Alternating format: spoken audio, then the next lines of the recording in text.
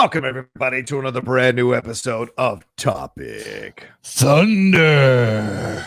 Here from the Top 10 Show, I am John Roca. I am Matt Nost. This is a show that we do each and every week where our patrons send in topics of whatever they'd like us to talk about, questions, general thoughts, whatever the case may be. We don't know what it is until we open the email. It is fun each and every time. And if you'd like to participate, head over to patreon.com/the top 10. And Mr. Roca, I believe it is your turn to start. I think it is. Yeah, let's jump into this thing. It's from Charles Clark, one of my favorite people I've gotten to know here in this world of YouTube and podcasts. He says, hello, Matt and John.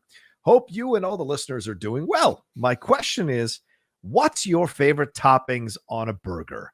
What's the oddest thing you've seen available on a burger? And what's the best burger you've ever had? And he says, fried onions, bacon, lettuce, and mayo are my go-to toppings. I don't understand putting eggs on burgers. I don't know if there's a single burger that stands out in my life, but every Five Guys burger I've had after a hangover has been amazing. Thanks for answering my questions. Chuck, hashtag let's go Mountaineers. All right, Matt Nost, burgers, talk to me. Toppings, talk to the fans. Well, I like egg on a burger, personally. Ditto. Yeah. Sunny side up, you cut the yolk and it just, who doesn't love yolk? And then now you're talking about burger on top of that. I never get mayo on a burger. Yeah. There's already a lot of juice and fat going on. I don't need to add extra fat to it for me personally. I mean, if you got cheese and you got the meat and then maybe you throw some bacon on there. You said fried onions before. It's like avocado's good on a burger. I love me some onion. I don't know if I've had fried onion though. Oh, really? You never been to Father's office? No, I have not. Okay. All right. Well, those are grilled onions, are they not? Oh, I see. No, you're absolutely right. Grilled onions, yes. Grilled. Yes, yeah. You're right. Fried onions, I'd be like, that would be good. I've never had that, I don't think. Yeah. Grilled onions, hell yeah. I get grilled onions in my omelets. I do, man. It's way better. Yeah. I've tried sauteed, but the sweet doesn't work as well. But mostly for eggs, I go sunny side up. On a burger, 100%. What's the oddest thing you've seen on a burger? It used to be avocado. When I moved to California, I was like, what the fuck is that? And I don't like avocado on a burger. I don't. I think it completely kills the taste for me personally. And it's too squishy and all of that. But the Habit does a Santa Barbara char grill burger where it's like it's not on a bun. It's on a piece of, like, in essence, toast. And they put the avocado on top and they mix. That works really well, surprisingly. An overall burger, I'm just not the biggest fan of avocado being on the burger. But I've seen some weird shit like candy or caramel. And I mean, people play around with burgers a lot. But it's hard to fuck up a burger. Like if you understand the construct of a burger, it is hard to fuck up the burger. So I haven't seen too many crazy things. What about you? Well, if you're making the patty yourself, if it comes pre-formed, a la McDonald's, you can fuck up a burger pretty easy. Well, of course, that's something else completely. Yeah. But at the same time, I enjoy it because I grew up on it. So if I had never had it before, I'd be like, man, if all the burgers, this is the burger. Yeah. But that's all I knew by and large as a kid, that and Wendy's and Burger King. Right. I'm with you. I like to stack a burger. Go ahead. Sorry. Nothing. Stack a burger what? Yeah, I'd like the patty. And I'd love it if it can get it grass-fed, great. Sure. 100%. Or buffalo is great. I've had buffalo, which is there's not enough fat in it for me. Oh, really? Okay. It doesn't have the same flavor profile that I want in a burger. What about Wagyu? Do you like the Wagyu beef burger? Have you ever tried that? Well, I question as to whether or not it's actually Wagyu or what cut of the Wagyu it is. I question your Wagyu, sir. I'd like to take a look. I want to know, first and foremost, is it Japanese or is it Australian? I'm guessing it's Australian Wagyu, which means it's still good, but it has a lower fat content. It doesn't have quite the marbling, but the Japanese they've been in a fight over the genes of these animals with Australia for a decent amount of time. I think Australia is going to, if they didn't already come out ahead, they're going to come out ahead. Wow. I didn't know that. Holy crap. Okay. Yeah. But like whenever a menu says Kobe beef, yeah, I've read enough on it now where there's no chance I've ever had Kobe beef, even though I've gotten it off menu. Really? Mm-hmm. There's such a finite amount every year that there's no way that makes it all the way to the consumer chain where we would get it. Well, how are they allowed to say that it's Kobe beef then? Just like if you want to, you can call your shit champagne, but technically nobody recognizes it as champagne unless it's from the region. This is the way my girlfriend feels about organic because she's been a chef and she's like been in numerous kitchens. Oh, really? Both fast food and she's like, organic is bullshit. The federal government has way too many lax qualifications to call shit organic, authentically organic. She goes, if it was authentically organic, that burger would be $30. And I'm like, oh, all right.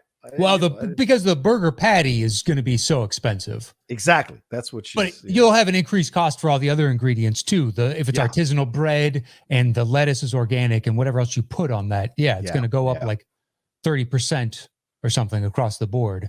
Yeah. For every one of those. But the patty is what's going to get you. Yeah. I'm a ciabatta guy. I like ciabatta bun. Okay. Like I said, I'll start with the burger, then the cheese, usually cheddar, or sometimes occasionally white, and then, or Swiss rather, not white, Swiss, then the lettuce, then the bacon, then the egg, then the tomato, and that's good. Like I'm good with that. I don't need anything else beyond that. It's a lot of shit. Yeah, exactly. Because there's a lot of flavors going on. So it works for me, and it's a fantastic fucking burger. That's probably my favorite. But Morrison, not far from here. Did you ever go there in Los Feliz? What's the Morrison? Is that a burger place? Yeah, it's just a burger place, burger bar place. But their patty melt is excellent. Oh, shit. I should try that. Yeah. But you got to eat it when it's warm because once it starts to cool off and whatnot, the oil just from the burger and cheese just seeps through the breading. Oh. Because it is a patty melt. So it's like, it's it's still good cold, but when it's warm, it is top notch. It becomes saggy is what you're saying. Like it just soggy and you get it all over and it doesn't have the rye bread, doesn't hold the same kind of punch on the flavor. And because that's how greasy it is. They put it on rye. That's fantastic. Yeah. That's fantastic. And then they toast it up on the grill. Oof. And have you been to Stout? Have you been to Stout? No. Where's that at? Stout, there's one in Hollywood by the ArcLight. Okay. And there's one over in the Valley on Ventura.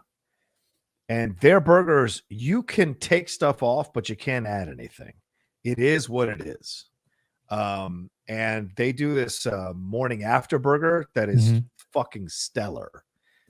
They put some kind of artisanal ketchup on it that I've never tasted before anyplace else, combined with the cheese and the burger and the egg on time. For whatever reason, that's one of my favorite burgers to get that I've ever had in LA. Yeah, I like those smash burgers too. Oh yeah, smash is good.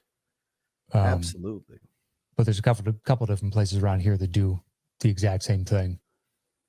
But what about Shake Shack or Steak and Shake? Do you have a preference in any Shake Shack? I've actually never eaten at. Steak and Shake, their patty melt's all right. I mean, I used to eat there all the time in high school. Okay. And I haven't really since. I think I've eaten there maybe once since I was 18. But 16 to 18, when we could drive, I ate there all the time. I used to do this thing where I could just eat a sugar packet whole. Yeah. Holy shit. So I just build up money from my friends. Eat 8 of them. All right. How much? And they'd pay for like a burger. And I just eat 8 packets of sugar with the paper. Oh, damn. And I just chew on it and then swallow it. And they just start laughing and be like, whatever. You guys are paying for my burger. I don't care. Looking back in hindsight, thank God you're 16 when you do that stupid stuff. Yeah. Because eating 16 packets or 8 packets of sugar now would probably destroy me, my advanced age. Too much sugar. Yeah. But anyway. Do you have a favorite burger? Yes. Charles also asked, like, do you have a favorite burger experience, or is there a favorite burger that like this is the one when I'm in the mood for the best burger? This is the place I go. I think it just depends on what kind of mood or what kind of burger I'm in the mood for. Okay. So no, I don't have a favorite all time. I mean, I've had some excellent burgers in my life, but yeah, a favorite of all time. It's like, dude, when they're good, they all live in the same kind of strata. It's like you made rarefied air. Because there's nothing worse than when it's bad. Be like, damn it, I was looking forward to a good fucking burger. Yeah. And this was not good. It's more like a thank you. Yeah. If they get it right. Oh, thank you. I hate barbecue sauce on a burger. I hate it. Okay. I just don't want that of all things. That's why I don't understand barbecue chicken pizza. No, thank you. Oh, yeah. It's an interesting combo. But just the sweet with all the cheese and everything else. Like, nah, it's not what I'm looking for my pizza. They have this one here. There's a place. It's called Best Pizza and Brew. And they have a pizza that is meatball with ricotta cheese, the combo. I've never had it before until I moved down here. Stellar. Absolutely fucking stellar. I like meatball on a pizza. I really do. Big chunk of meat. Yeah. I rarely get sausage now. I'll get meatball instead. Even if it's pepperoni, I'll combine it with the sauce of the meatball. Rather. Well, you got to get pepperoni, you know? Yeah, peppers. I mean, unless I'm going with a veggie pizza, I'm going to have pepperoni on there. Yeah, that's the best way to go. All right. Should we move on to the next thing? Thank you, Charles. Appreciate your question, my man. Thank you, Charles. Let's go ears, baby. All right. This comes from Tim Williams. It says, Good day, Matt and John. Hope you blokes are doing well. Wow, he's just full on. Guys, just wanted to get your thoughts on NBA jerseys these days. A few years back when they began to bring in the retro jerseys for certain games, I was all in. Not all were winners, but for the most part, I really dug them. In recent times, it seems it's just gone too far. Every single night, at least 2 to 4 teams have some sort of alternate jersey on. What's even worse is there are alternate jerseys for alternate jerseys. Another trend I see, and I don't understand, is why the home jerseys on the road. Maybe it's just me, but I find it jarring when I see, for example, the Bulls wearing white in Boston against the Celtics at home in green. I understand it's to make more money from the fans with the alternate jerseys. Gotta admit, I'm guilty of buying one, but it wasn't because the Suns wore it every second night. Sorry, guys, I went on for a bit of a rant there, but love to hear what you think. Anyways, hope you're having a ripping day or night. Timothy R. Williams. Oh, thank you, Tim. Yes. Some of the NBA jerseys have gone too far. Some of the designs are that Mavs jersey is trash. That looks trash. It just looked like someone was hit in the head with a brick before they started to do some graffiti. It was horrific. It's like, what if Nickelodeon from 1997 designed a jersey? And you're like, why did you make this choice, man? This is god awful. Yeah, some of those ones with the sleeves, the mid sleeves, I hate that stuff too. The Nets powder blue ones, those things are atrocious. Yeah, atrocious. Just atrocious. And as far as wearing white and whatnot, home team determines what color jersey, and then the opposing team has to figure it out. That's how they determine who wears what, because now the NBA has the flexibility if you don't have to go with specific color schemes. Yeah. I mean, they're just, yeah, I know. Some of them, you just look at them like, I like the Valley. The Sun. What do you think about the Suns one? The Valley one? I like that one. I like that one. Yeah. Portland's are almost always some of the best. I didn't like Miami's this year, but the previous 2 years have been just out of sight. Yes. Yeah. But then all the classic teams, the Bulls, the Celtics, the Lakers, they're okay. Yeah. I much prefer just the standard. I know it's not fun and they don't get to sell more jerseys, but those are the classics. We can fuck around with these others. Yeah. The Knicks, it is what it is. I like the Pelican City edition one with the fleur-de-lis. Fleur-de-lis around. I kind of dig that one. Supposedly, and the Philly one, so it's got a skyline in the background of Philly, and it's mostly single line drawings to draw buildings and whatnot. And in there, you can find, I believe it's trust. Oh, wow. Really? Written in. And cool. It's speculation as to whether or not it was intentional or just a coincidence and a happy accident. Right. Which is like, I believe it says trust. I don't like, the Miami ones, they look like some out of the 80s, right? Like it's pure Miami Vice. Grand Theft Auto and shit. Yeah, that's what it looks like. It's the first 2 years they did it. They were fire, to say the very least. Fire. Yeah. It's usually okay, fine. I always love Portland's alternates. Yeah. Somehow. Portland does such a great job with their alternates. I don't disagree with you. Do you like the Chicago Bulls one, the light blue, it's fine. The City Edition, this year's City Edition with the Art Deco was it was interesting, but at the same time, nothing beats either the red, the black, or the white. Yeah. It fits with the color scheme of it, and I don't know, it fits the persona of what the team is. Yeah. So, just like the Celtics, man, it's green. I don't mind the white, but it's green. And the Lakers, you're purple. Yeah.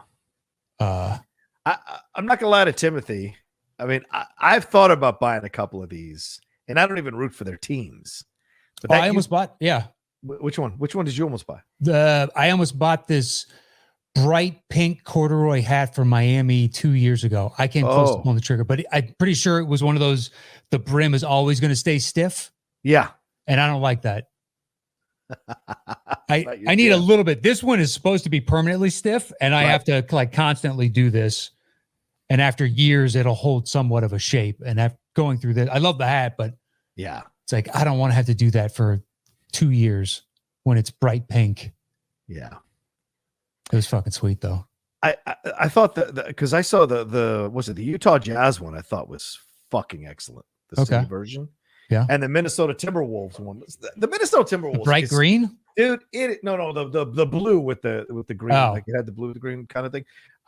It's so frustrating that Minnesota is not a better fucking team because their color scheme is one of my favorites. One of my favorite color schemes in the NBA is that blue with the teal green or light green, whatever it is. It is fucking excellent. And it's so frustrating that team isn't more popular because I think that kind of merchandise would fly off the fucking shelves if they were good. Because it's a good color scheme. Well, maybe A-Rod and his partner can turn things around, maybe turn this into a winner. Who knows? I'm not buying it, but yeah, I know. What do you think about his overall question? Do you think there are too many jerseys, man? Do you think there's just too much merchandise out there? Honestly, it'll become too many when the NBA stops being able to sell them. That's precisely when economics will dictate that people feel that it's too many. Mm-hmm. Yeah, it is for me, but I haven't bought a jersey since I was a kid. So to people that are Jersey fans, maybe they look forward to the update of what's this year's going to be. Right. And it's, it's like the commemorative pen at Disney. Oh, that's this year's Christmas commemorative pen. Yeah. And it's a way to mark the time, and they have their favorite city edition jerseys or whatever the case is. But yeah, there's so many. Yeah. Every year, and sometimes they get it right, and sometimes they just miss, and hopefully they never bring them back. That's the way. Like today, it's funny you bring this up. Today they dropped this morning the new Liverpool jersey for the upcoming season. Mm-hmm. Even though this season's not over yet, for the upcoming season, and this season's jersey took me a while to come around on, and then I eventually bought one. But next season, I'm not buying one. The look of it with the weird orange stripes and there's not even orange in our fucking logo, really. And so seeing that, I just like, this is Nike. What the fuck? And so I get real critical about soccer jerseys. I don't go football jerseys. When it comes to basketball jerseys, you can be the Dallas one is way out there, but for the most part, I think they do a good job overall with the designs. Yeah. Even with some teams whose original designs suck. The alternate jerseys can be better. And that's and perhaps they can realize it and do a refresh or potentially even change their name, rebrand and whatnot. Mm-hmm. And from a modern perspective, it makes more sense to kind of update and mirror the times in which you live, because it makes you feel more contemporary and relevant as opposed to being, these are our jerseys and they haven't changed for 70 years. Right. So you want to be able to tie in to a younger generation so your sport lives on. Yeah. Exactly. I know we all love the classics, but I really think it only applies to a few teams. Yeah. And people appreciate that about those teams. Like I even like the Lakers alternate one, the one with the light blue and white. Powder blue. It's fine. It's all right. I like it. It's nice. Okay. It's clean. It's a clean design. Yeah, it's different. Yeah. But look at the Lakers. I mean, the Clippers' new terrible branding. It's the most generic bullshit in the entire world. And in 4 years, they'll have a new one, and hopefully they get it right on that one. But they can keep updating. This new one is just. It feels like templates they used from something else and be like, oh, you need an L and an A and a C. Okay, well, let's just do bing, bing, bing. All right. Huh? Snazzy. Look at that. It's embezzled. Okay. The guy did it probably in 45 minutes. Exactly. And charged Ballmer through the nose for it. And Ballmer is just fist pumping. I love it. Best logo ever. Give it to me. All right. Well, thanks, Timothy. Good question. Appreciate it. Sorry. Well, he's from Australia. I know I've talked to Timothy a couple times on my stereo show, and he has mentioned how he goes. So what are the jerseys like down for the Australian Football League? Like, is it the same thing? Do you have multiple jerseys? Is there a city jersey version for the rugby teams? Or are they too testosterone laden to allow that to happen? I'd like to know. I would doubt it. They would probably want to get in on this too. They see the bigger leagues doing it. That's successful. Why don't we try it? Make some money. Make some money. It's what we're in the business of. Absolutely. All right. Let's move on to Chris Lemke. Yeah. Let's do it. He's got one. He says, Matt, John, hello. Since Hollywood studios have never seen a new idea they didn't immediately try to replicate into the ground, pitch us your new fall TV sitcoms that are going to try to recreate Ted Lasso. Be like Goldfish, Lemke. So have you seen Ted Lasso, Matt? Yes, I have. Okay. All right. Did you finally watch it? Finally watch it. I watched it before it even came out. Shh, dude. Sudeikis sent me the early cuts, bro. Did he? Did Jason send you the early cuts? Fuck yeah, he did. He's like, check this out. I think you're going to love it. I hope you and your wife are well. And I was like, you got it, buddy. I am glad I'm down to watch this. Also, Olivia's kicking me out. Can I come stay on your couch? And I said, no problemo, buddy.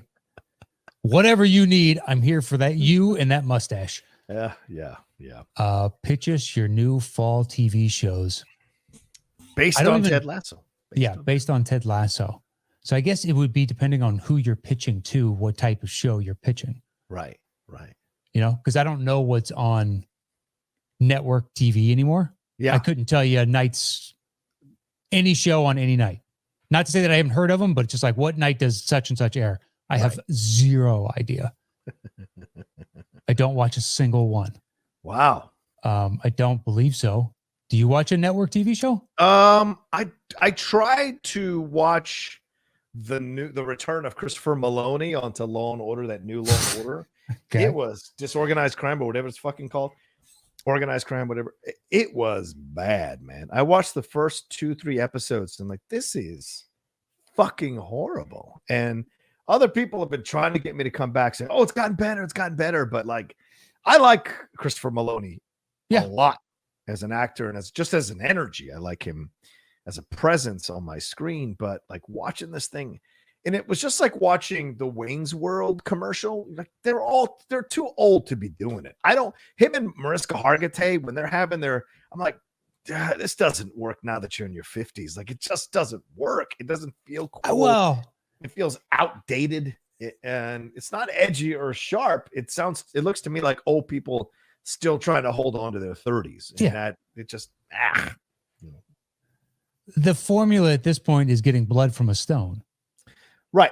And the formula this time around is where they're pursuing one case the whole time as opposed to multiple cases each show. And that was their way of kind of like avoiding the criticism that they were getting recently post Black Lives Matter, how these cop shows kind of glorify police. And so they think it influences the public to be more pro-police and less willing to look at some of the stuff that's happened with some of the police brutality. And that's been an issue. So I think Law and Order reacted to that by doing this show, but this isn't Law and Order to me. This isn't at all Law and Order. So, okay. Yeah. Yeah, I haven't watched a Law and Order in so long. But it's the same formula across all the different. So the fact that they tried to change it up. Yeah. Is Dick Wolf still EP? Yes, absolutely. Absolutely. Still making that money, dude. Yeah, I didn't know if he was, if he had passed on or not, because this has been going on for 30 some odd years at this point. Yeah. So it's got to be an old man by now. Yeah. Good for you, Dick, by the way. Good for you. Good for you. But have you, I don't know. I mean, we started watching Bosch. You ever seen Bosch? I didn't like it. Yes, I gave it a damn good shot. I've watched Fair enough. I watched season 1 and then some of season 2 and then skipped ahead. Stopped watching, basically was watching when it came out, and I was like, all right, this is all right. And then stopped once season 2 came back and watched a few and was kind of out, and then went back season 4 or something, maybe season 5. Okay. And got 3 or 4 into that, and I was like, nope, just can't do it. Nope. Yeah, we're barreling through it. We're almost done with season 2. I don't know, season 7 is coming out near the end of June or something. But I don't watch local TV or whatever it is, the primetime stuff. It just doesn't work for me, none of it anymore, so. Okay. Because it's weird to ask us to pitch TV sitcoms, network TV, because the reason Ted Lasso worked because it wasn't on a TV sitcom or a prime sitcom. It was on Apple TV. So yeah, I think there's a different approach. But it could be anywhere. So you could be pitching to Netflix. You're going to pitch a different show, or Amazon, or Disney Plus, or although Disney would just develop from within. True. A Disney sitcom would be so strange. I think maybe my girlfriend's watching Pose. She's loving Pose. Okay. So maybe Billy Porter takes over an NBA team in his hometown for whatever reason. His father owned the team, and his father dies, and they bring him in. He's a gay guy coaching the team. What are the issues he'll run into coming in to coach the team? Maybe he's a former star player in college, walked away from it because of some of the homophobia in locker rooms. Okay. He's become a successful businessman doing whatever.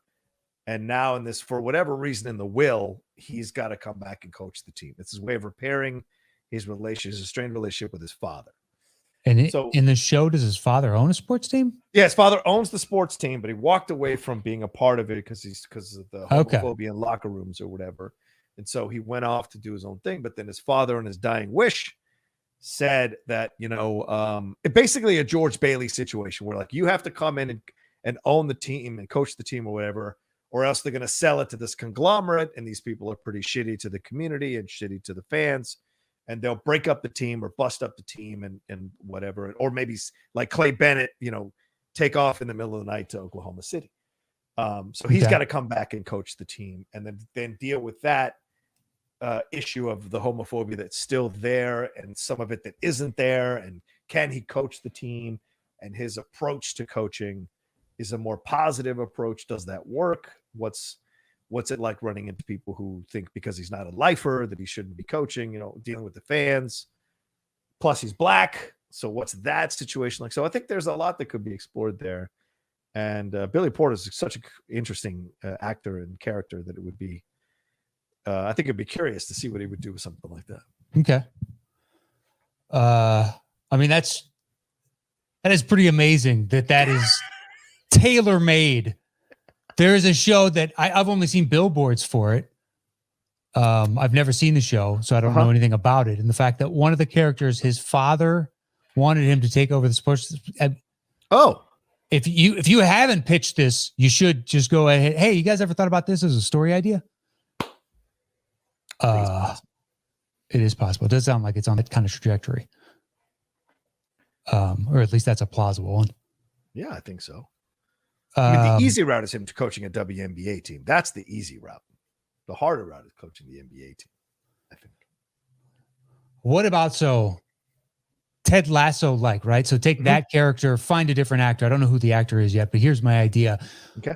Put him into a like a presidential campaign a la Veep. So everybody else is firing insults and he comes in, he tries to turn the toxic culture into something that's positive, and the jokes also change over time as they soften, but hopefully they don't lose their punch. It's pretty great, like as they still lash out one another, but could turn a fully negative environment into something positive. Like a Mr. Smith Goes to Washington, but as a comedy. Yes. I like that idea. I don't know if it would work though. I think it would work. People are desperate to have some kind of, goodness come back to our discourse. Yeah. I think it would absolutely work. Show someone like that. He ends up, because he's Ted Lasso in essence. Yeah. Everybody loves him. So the opposition loves him, and they eventually cross party lines to do some amazing stuff because they got Ted. Yeah. Yeah. Because he can find the common ground between all of them. And there's, life can always be better type of attitude. And if you're skewering both sides, the fringe elements of both sides, then you've got a show that can work for a majority of the country. So I think that's a smart one. Absolutely. To pitch that like crazy. Well, there we go. We got two hit shows we just pitched right there. So copyright top 10. Absolutely. 2021. Don't pitch this. Either of our shows, or we'll come after you with our team of lawyers. Absolutely. Get our 25% at least of the cut. Yeah. Something passive royalty, if nothing else. Oh, I like that idea. Okay. Well, thanks so much to Lemke for that question. It was always fun when Machine Gun comes in with some interesting questions for us to ponder and discuss. It's always great when all of you who are patrons send in your questions. Remember, $5 and above patrons get to send in their questions, thoughts, or comments for us to respond to, and keep sending them in as we go along. We love the uniqueness of your questions, and they always send us into interesting places, Matt, don't you think? That they do. They're new, fresh, and interesting each and every time. And our thanks to everybody that sends them in, because we don't know what we're going to get. So today was a good show. Thank you for that. Absolutely. So that is it for us today. Follow the show at Top 10 Show on Twitter or on Instagram, YouTube. It is the Top 10 Podcast with the number 10. And you can follow me anywhere at Matt Nost. You can follow me at The Roca Says, and we'll talk to you next time with another brand new episode of Topic Thunder.